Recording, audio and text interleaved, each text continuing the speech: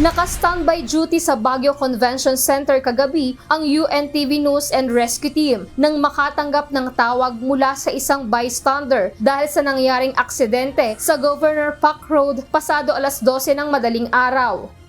Nabangga ng isang SUV ang isang lalaki sa pedestrian habang mag-isang tumatawid sa intersection ng Governor Park Road.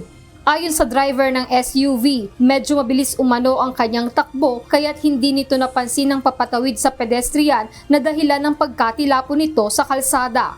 Pananakit ng hita ang ininda ng biktima. Inassess ng team ang biktima dahil sa impact ng pagkakatilapo nito. Nanginginig naman sa nerbiyos ang 21 anyos sa driver ng SUV.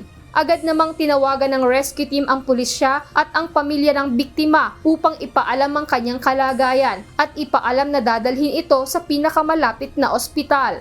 Sinamahan ng pamilya ng driver ang biktima sa Baguio General Hospital and Medical Center hanggang sa makausap nila ang pamilya nito. Lizel Nael, UNTV News and Rescue. Diyos ang aming sandigan, serbisyo publiko ang aming pinahahalagahan.